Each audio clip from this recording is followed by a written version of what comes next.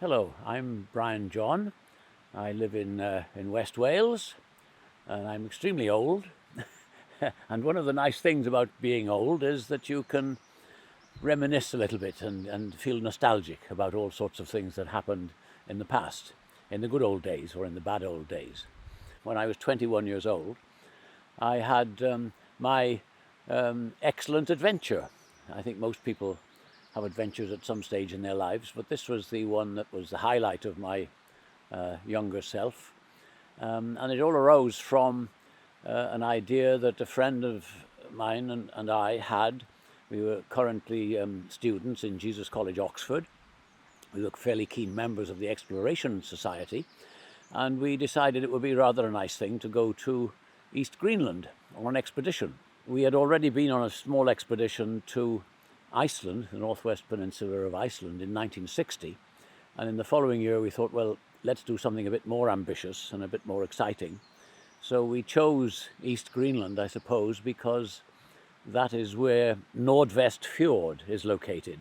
Now, Nordvestfjord is the biggest fjord in the world, very, very spectacular, and very little known at the time. So in 1962 we decided to try to go there.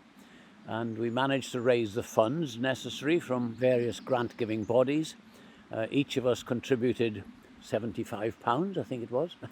And the total budget for the whole expedition for 8 men for 8 weeks was about £3,000, including the cost of hiring aircraft, all our food supplies, all the expedition equipment that we needed, etc. And it was going to be a scientific expedition. We were fully aware that we were not very experienced, and therefore we wouldn't be able to say anything that was too earth-shattering, but we wanted to do scientific research. And so we chose a team of 8 people altogether, each with different skills, in the hope that we would be able to contribute a few snippets of information and knowledge, if you like, to the science world as a result of what we would discover. And so we made the team up quite easily, really, including 3 people who were very, very experienced. One of them was Svend Wurm, who was a Danish school teacher, actually, who had been working in East Greenland for several seasons before, working as part of a support team for mining exploration, looking for minerals and so on in East Greenland. Jimmy Cruickshank, who was a lecturer from Queen's University, Belfast. He was the next oldest member of the team. Again, he'd been working in East Greenland before, so he knew the territory. And then Sandy Hall was an ex-British Antarctic Survey employee who'd spent 3 years in the Antarctic. He was a good man to have around because he knew all about roping techniques and ice axes and working on glaciers and things like that. The expedition was led by my friend David Sugden and myself. We were joint leaders, which some people were a little bit surprised by, because generally expeditions have a single leader. But we decided that we worked pretty well together. We had already discovered that in Iceland. And so we decided to share the responsibilities. And then the other members of the team were Geoff Arnold, who was also an Oxford student. He was a zoologist. David Chamberlain, who was a botanist, looking at lichens and so on. And then the last one was Eric Colhoun, who was a research student at Queen's University, Belfast. In July, the beginning of July in 1962, having raised the funds that we needed, we set off for East Greenland, flying up to Reykjavik and then hiring an aircraft from there across to the east to a place called Mestersvig on the eastern coast of Greenland. And we were there for 8 weeks, and miraculously we all survived, although we had a few fairly close shaves. And I've kept a fairly detailed record in these diaries, day by day. I thought it would be quite nice to share some of our experiences. This is my excellent adventure and some little snippets of it. And what I'll do is I shall read some of the extracts from the diaries, pleading for your forgiveness to a degree because the quality of the illustrations isn't very good. They're old slides that were taken with not very good cameras, unfortunately, in 1962. So a lot of them are covered in dust and mildew and so on, so they're a bit filthy. But hopefully that together they will give some impression, at any rate, of the adventures that we had during the course of our 8 weeks in the summer of 1962.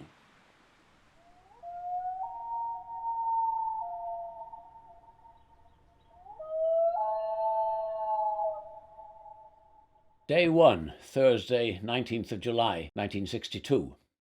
We arrive at Mestersvig, a mining settlement with its own runway on the east coast, in our chartered DC-3 around 4 a.m. in perfect weather. Our chosen fieldwork areas are 130 kilometres away. They're very remote and there's no landing strip long enough for a DC-3 to land and take off. So 8 bundles of supplies and equipment must be sent down by parachute at the 2 sites we have chosen in advance as our base camp locations. Now we have 2 hours to get them ready. 2 of the loads will go down in Pingodal near the northern end of the Schuchert Valley, and 6 at the main base camp site in Kjoverland near the entrance to Nordvestfjord. By 7 o'clock we are ready, with the bundles of supplies and equipment in the right order in the cabin, and away we go. As we cross the Werner Mountains, the landscape below is bathed in a warm, early morning light, and we can see over 100 kilometres to the stranded icebergs in Hall Bredning and the distant mountains of Knud Rasmussen's land. The clarity of the air is amazing. We find the Pingodal airstrip and prepare for the first drop. The 2 mechanics have the first bundle ready near the place where the cabin door used to be. A static line will be used to open the parachute. We level out and the pilot shouts and the bundle is kicked out. It drops like a stone. Like the others, it weighs around 200 kilos. There's a crack on the static line and the shelf strut to which the line is attached gives way and disappears. No injuries, thank God, but we are all shocked and horrified. The whole rope is gone and we wondered whether the parachute will fail to open, but then we see a green parachute plus load floating down safely. It lands on the airstrip, to the accompaniment of great cheers inside the aircraft. The second one goes down without mishap and lands close to the first. So far, so good. With the first stage of the drop completed, the DC-3 flies south, very low, along the fantastic braided river system of the Schuchert Valley. In spite of the alpine mountain scenery right next door to the Stounings Alps, it dominates the scenery, a shimmering network of interconnected river channels carrying the rushing meltwater from at least a dozen melting glaciers, almost 60 kilometres long and in places 4 kilometres wide and virtually uncrossable. The weather is still clear, but we've no time to admire the scenery. There'll be plenty of time for that in the coming 8 weeks. We arrive at the second drop site. The plane makes 1 recce, and then the first parachute goes down safely. Round we go, over and again, until 6 drops have been completed successfully. We see that the loads have ended up close together on a dry patch of tundra. We fly back up the valley, northwards, into the rising sun, as we try to memorize the best walking route. We'll be here again in a few days' time, heavily laden, heading in the opposite direction. We are back on the Mestersvig airstrip at about 9 o'clock. The parachute unloading flight has taken about 2 hours. We don't hang about. Our backpacks are already organised and we will each carry around 30 kilos. Svend organises a lift with one of the jeeps from the mine and the driver takes us to the end of the track, where it disappears into a morass of supersaturated moraine and mobile slope materials that slide about on the hidden surface of the permafrost. We load up and start walking. We want to get a few miles under our belts and we have permission to use the Sortebjerg hut. This is used by the drivers of the Caterpillar tractor sledge convoys that carry mineral ore from the Malmberg mine, south of the mountains, to Mestersvig on the coast, in the spring and autumn, when conditions are right. We hope to follow the Caterpillar tractor trail up the eastern glacier and down the Sirius glacier, since that trail is reputed to be free of crevasses. We're already hungry and tired, but straight away we encounter a major obstacle. About 1 kilometre into our journey, we come across a deep and ferocious meltwater river, which is usually crossable on stepping stones, but the mine personnel say that all of the rivers are very high this year. Svend crosses first on a rope, and the rest of us go across on a fixed rope with another rope attached to a waist loop. Our backpacks are hauled across on a pulley. The whole operation takes over an hour and we end up very wet and cold, but elated, because the long walk has started with a bang and the successful use of ropes right from the beginning gives us confidence and reinforces mutual trust. We plod on for a further 6.5 hours across very rough country. Sandstone slabs which tilt as soon as one steps on them, snow patches, ponds and mobile slope materials. Everywhere the ground is supersaturated, and before long we are soaked and filthy. It's a bog, but without the vegetation. There's no point in worrying about water or liquid mud getting into our boots. Every step is hell. We realise how unfit we all are. We cross a low col and then drop down into the valley called Funndal. In the distance ahead of us we see the Sortebjerg hut. DC is not feeling too good, but he grits his teeth and keeps on going as we cross a chaos of rough and dangerous ice-cored moraine. We're all exhausted. Day 2, Friday the 20th of July. Now we've walked for 7.5 hours and it's about 2 o'clock in the morning. At last we reach the hut. It's quite luxurious with several rooms, camp beds and loads of tinned food. So we make a feast and then collapse into our bunks. We sleep for 9 hours and get up at about 2 o'clock in the afternoon. The weather is perfect, and we are now awake enough to admire the view. It's tremendous, with everything dominated by the huge mass of Colhoun, a pyramidal black mountain standing sheer above 2 glaciers, one on each flank. The eastern glacier, which we have to climb on our way to the Malmbjerg mine, is about 8 kilometres away, but it looks deceptively close. Jimmy, who's worked in this area before with geological field parties, reckons that we need more time to recover our strength before completing the walk up one glacier and down another. So we take it easy, potter around, write up our diaries, discuss strategies and reorganise our backpacks. We're off to bed again at about midnight. Day 3, Saturday 21st of July. We're up by about 11 a.m. and after a good breakfast we pack hurriedly, tidy the hut and set off on the next phase of the walk. We have to follow the tractor track up the eastern glacier, but we soon lose sight of it as we have to climb across more rough ice-cored moraine. For hours we struggle to get through gravel plains, towering cones of mobile rubble, chasms in the ice, crevasses, ice bridges and winding ridges of moraine. During the afternoon the level of the meltwater streams rises inexorably and predictably. We have to cross innumerable torrents, but luckily we have no further need for complicated roped crossings. By 7 o'clock, at last, we're on solid cold glacier ice, without too much moraine to interfere with our progress. Now we must rope up, with ice axes at the ready, in case of any crevasse accident. The going is easy, and before long we find the Caterpillar tractor tracks and see several depots of fuel drums. These are essential for the export of mineral ores out to the coast in the spring and autumn. All the time the great triangular mass of Colhoun dominates everything, casting a huge shadow onto the glacier. Eventually we cross the fern line and strike soft slushy snow. We manage to follow stream beds at first where the ice is reasonably firm, but eventually there's no escaping it. For the next 7 hours every footstep is agony. It's all too easy to be thrown off balance as you sink up to your knees in slush. As you walk, you focus on the ankles of the man ahead and concentrate on getting your feet into the sockets created by those ahead of you. We take it in turns to lead. At last we climb off the glacier and up to a wide snow-covered col. Svend is feeling the strain now, and we have to stop quite frequently for him to catch his breath. Then we're over the top and start the descent of Sirius Glacier. Progress is good at first, although we're very tired. The snow is frozen and has a good crust on it. But it gets slushy again as we approach the fern line, and then with every step we're once again sinking in up to our knees. We see an ominous white cloud curling up over the col behind us, and as we descend, so does the cloud. It's like a malign spirit chasing us. The wind is rising too, and the first snow flurries arrive. We stagger on as fast as we possibly can, becoming more and more exhausted.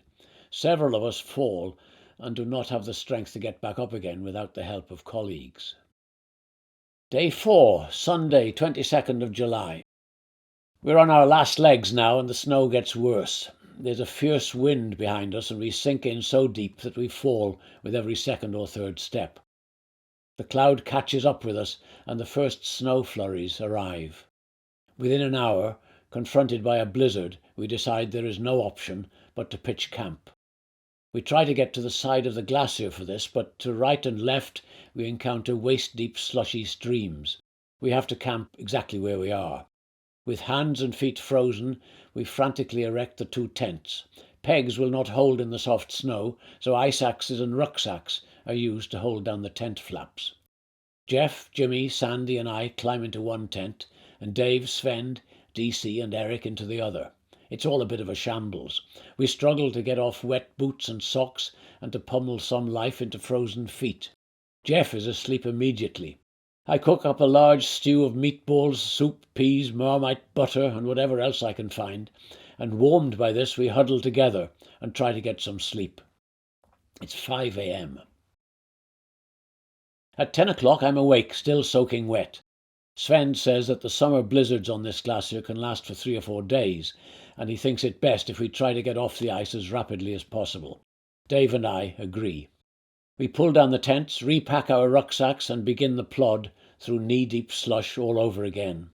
Around 12:30 we reach the solid crystalline ice typical of the lower part of the glacier, and here we separate from Jimmy's party, which will walk from here to the Pingodal hut. Because it's only 3 or 4 hours away, he takes as little food as possible. He knows that there are full rations for 4 weeks in the parachute bundles. Dave, Sandy, Geoff and I swing right at the junction with the Schuchert Glacier and continue uphill to the Malmberg mine, which is still about 6 kilometres away.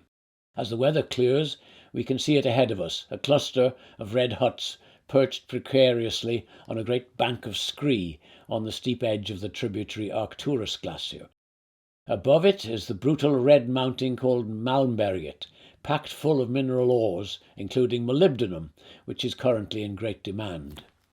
As we stagger towards our destination, looking like the survivors of an Arctic Armageddon, we are somewhat surprised by an encounter with a dapper, middle-aged gentleman who happens to be the mine company doctor, out for a Sunday afternoon stroll on the ice in the sunshine. We exchange pleasantries as one might do during an encounter in a leafy Copenhagen park on a sunny summer afternoon. We are given a great welcome by the 50 tough inhabitants of the mine town. Not many people walk to Malmberget. The miners all come and go by light aircraft, helicopter or caterpillar tractor. We're not allowed to go inside the mountain where the mining activities are going on, but we are allocated a hut in which we can sleep and dry out all of our camping gear and clothing, and we're invited to have piping hot showers in the bathhouse. Paradise. To add to the incongruity, we join the off-duty miners in a film show, Annie Get Your Gun, of all things.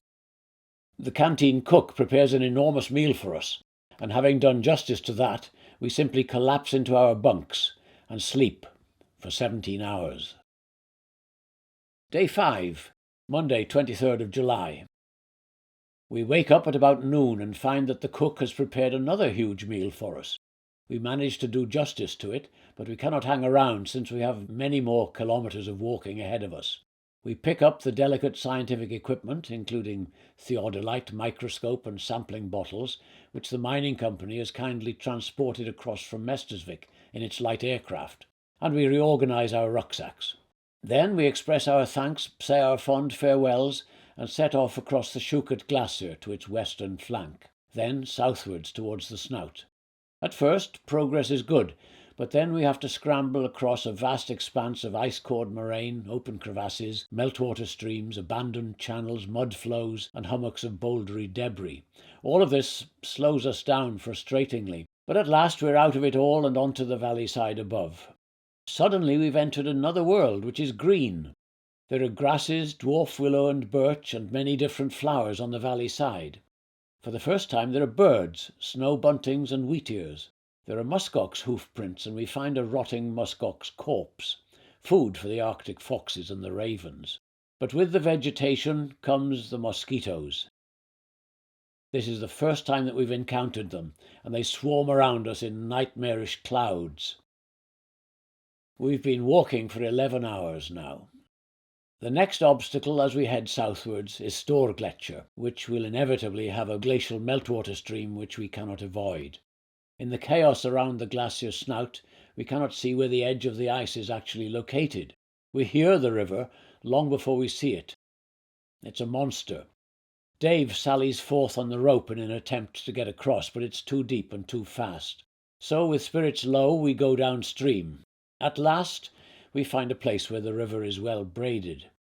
After a long series of belays onto minute islands in the midst of the torrent, all four of us manage to get across.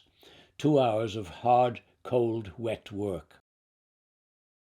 Exhausted, we stagger across the last mile or so of the day, across a wilderness of dry stream beds, crossing a small airstrip that must have been used by light aircraft during geological survey work. We find a food dump, which renders nothing much except a tin of dried milk powder. We decide to pitch camp. As we put up the tent in the midst of a cloud of mosquitoes, we curse the fact that we have no insect repellent. Sandy is very badly bitten around the face and on the wrists, and the rest of us are also suffering, not exactly in silence. Day 6, Tuesday, 24th of July. It's about 4 a.m. by the time we have pitched camp and eat a simple meal. We try to get off to sleep, but tightly cramped with 4 men in a 2-man tent. It's unbearably hot as the sun rises on the opposite side of the valley. After 4 or 5 hours of tossing and turning and very little sleep, we can't stand the heat and the mosquitoes any longer, and we all get up, have a splash in a nearby stream, and eat a rapid breakfast. Cloudless sky and not a breath of wind. We'd not anticipated having to cope with heat exhaustion. We reckon that a short 5-hour walk will be the optimum for today, with a long sleep to follow if we can manage it. We don't get away till about 3 p.m. and head south towards the massive morainic loop which once marked the position of the snout of the Roslin glacier. Musk oxen are now frequently sighted. We're determined to avoid the chaos around the snout of the glacier and on the floor of the Schuchert Valley, and we move inland, hoping to cross the glacier itself. We judge things perfectly, and after a short walk on the lateral moraine, among boulders as big as houses, we step out onto the glacier itself. Clean ice, virtually no crevasses. Our joy is increased when a glacial breeze hits us and cools our troubled brows, and when we discover that there are no mosquitoes over the ice. We step off the edge of the glacier and continue along the valley side, convinced that we are done with meltwater streams for the day. But then we hear the old familiar roaring sound, and we see a very fast stream pouring over a high rock sill, carrying meltwater from the valley called Kortedal. The slope is very steep, and the stream rushes between snow patches and over large boulders. On a rope I attempt to find a way across, but after getting soaked to the skin I turn back. It's too fast and too deep, and the boulders rolling on the stream bed are too large. The last thing anybody wants is a crushed foot or a broken leg. So we move downstream. We find a location where the stream is braiding and where the slope is not so steep, and there we manage to make a reasonable crossing with the rope, involving numerous midstream belays. With feet thoroughly frozen and feeling generally wet and tired, we decide to call it a day. We've walked for 7 hours, and yet we've only covered a few kilometres. We're still very tired after the cumulative effect of 2 solid slogs without proper sleep. Quite literally, we've run out of energy. Day 7, Wednesday, 25th of July. We sleep hardly at all. In the middle of the night, Sandy quietly leaves the tent, and after an hour or two we realise that he's feeling really ill. He's sick on several occasions. Things look rather black. We've only got 1 day's food left. We're still not halfway to our destination. Sandy may be seriously ill and certainly cannot carry his full load. It's still very hot indeed. We have no emergency rockets with us. They are in one of the parachute loads at our base camp site. We cannot split the party and send somebody back to Malmberg to get help, since some of the river crossings require 4 men, all roped together. We reckon Sandy is not fit enough for such a journey, and in any case we do not have enough food. But on the positive side, we are now clear of chaotic morainic terrain, and from here on, southwards, the going is much easier, across undulating tundra. Sandy insists that he wants to continue the long walk. We weigh up the pros and the cons and decide to go on. We shed surplus items from our rucksacks and make a depot that can be revisited later in the expedition schedule, and then we redistribute Sandy's heavy items among the 3 of us who are still reasonably fit. And we press on. We have still to cope with stifling heat and clouds of mosquitoes. We've worked out a routine: 30 minutes of walking, 5 minutes of rest, over and over and over again. Now we are walking across very dry terrain, so dry in fact that there are sand dunes and extensive gravelly areas which are devoid of vegetation. Suddenly, while walking down a deep gully with sandy banks, we see that there are bones sticking out of the sand. Great excitement. We forget about our tribulations and investigate.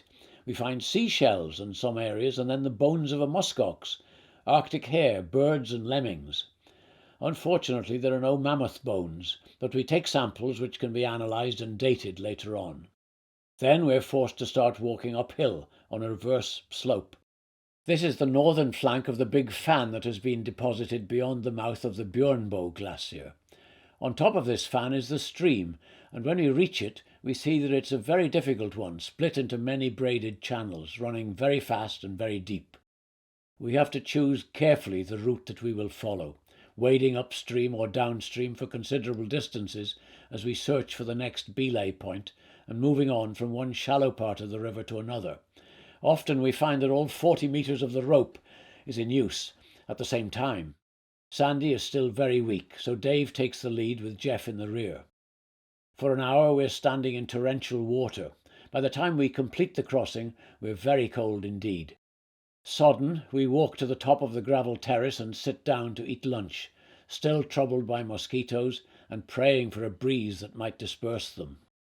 The wind does not come, and we plod on, climbing gradually on the flank of a great limestone area called the Karstrige. Overlooking the gleaming white cliffs, we decide it's time to pitch camp. Sandy has come through the day's ordeal very well. He still looks and feels weak, but now he hasn't been sick for several hours. We get the tent up and cook up a meal and try to get some sleep. Day 8, Thursday, 26th of July. Sandy looks and feels a bit better. That's just as well, since we're now out of food apart from a few odds and ends, so we have to find our parachute loads if we want to eat a decent meal tonight. We set out at 10 a.m.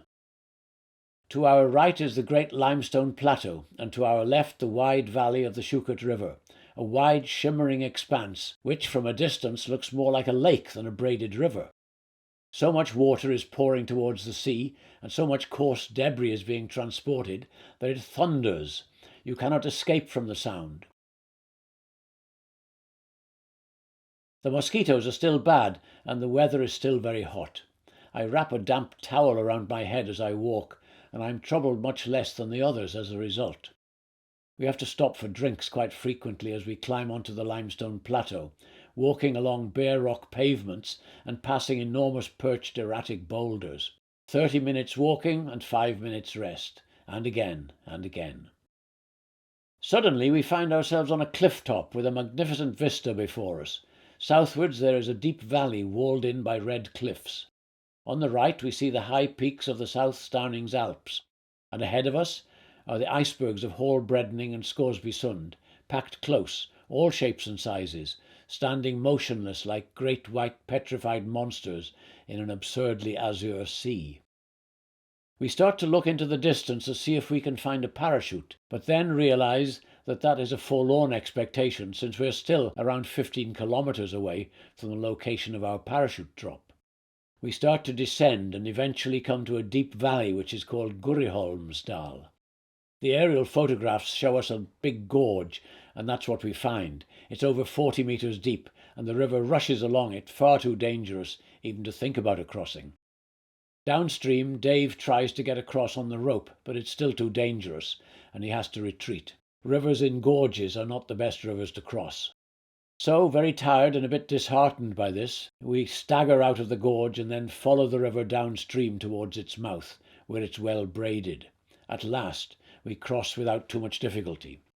Now we've been walking for 9 hours, but we keep going, and eventually we climb up a gully towards a gravelly hill summit, from which we can get a view of Kiovaland, our destination. Ahead of us and to our right we can see the deep glacial valley which holds the twin lakes of Holgerdanske's Briller. Still the routine of 30 minutes of walking, followed by 5 minutes of recovery, the same cycle, carefully timed, over and again. We scan ahead with our binoculars, and we've just about given up hope of seeing the parachutes in the vast green emptiness of the landscape, when I suddenly spot 6 minute specks of red, yellow and orange in the far distance. We rejoice greatly. Although we're exhausted, we gather pace, and within 30 minutes or so we arrive at the site of the parachute drop. We're delighted to see that all of the bundles have survived. Only 2 of the tea chests are slightly damaged, and there is damage to 1 of the kayaks. We're still being devoured by mosquitoes, and so we delay any extravagant celebrations until we've found the insect repellent. We find it and smear it all over ourselves and discover that it actually works. Blessed relief. Our last task of the day is to find a good site for our base camp, and eventually we settle down on a location on a gravel bank about 1 kilometre from the parachute drop site. We pitch camp and organise a nice cup of tea.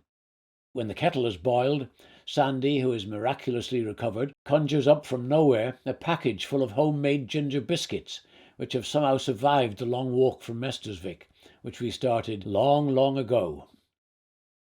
In the east we can hear the thunder of the Schuchert River. In the west, far away on the waters of the Holger-Danskesbriller lakes, there is the wild call of the great northern diver.